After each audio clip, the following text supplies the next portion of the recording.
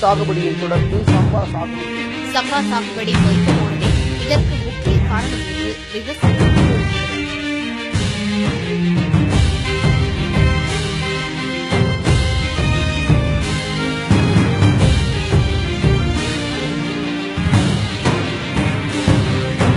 அடிடா அடிடா தமிழ் பறையை எழுப்பன் தலைமுறையை எங்கே போறது உந்தன் வீர வரலாறு இப்படி தலையை மண்ணில் புதைத்தால் ஏதோ உன்னிடம் போடாது. அடிடா அடிடா தமிழ் பறையை எழுப்பன் தலைமுறையை எங்கே போறது உந்தன் வீர வரலாறு இப்படி தலையை மண்ணில் புதைத்தால் ஏதோ இடம் போடாறு.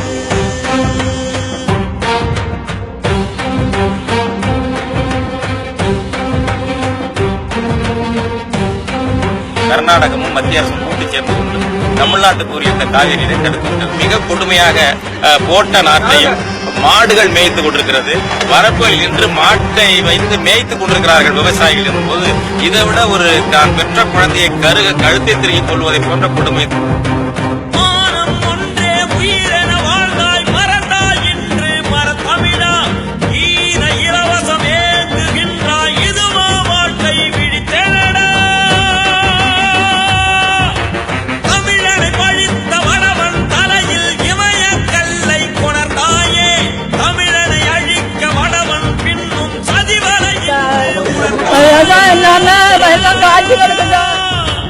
அடிடா அடிடா தமிழ் பறையை எழுப்பன் தலைமுறையை எங்கே போறது உந்தன் வீர வரலாறு இப்படி தலையை மண்ணில் புதைத்தால் ஏதோ இடம் போடாறு.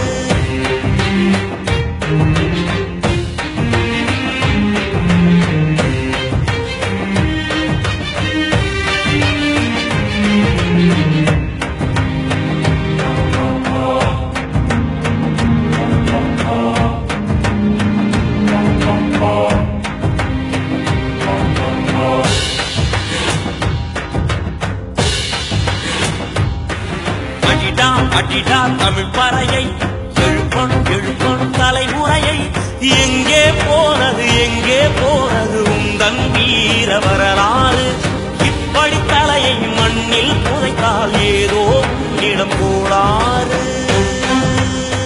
தமிழக அரசு மேகதாது என்ற இடத்தில் காவிரி ஆற்றின் குறுக்கே அணை கட்ட முயற்சி ஈடுபட்டுள்ளது.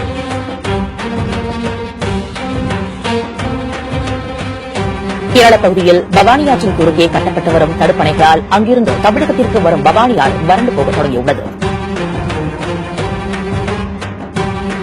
ஆந்திர எல்லையில் பாலாற்றின் குறுக்கே உள்ள தடுப்பணையின் உயரத்தை ஆந்திர அரசு 12 அடிக்கும் மேலாக உயர்த்தி வருகிறது.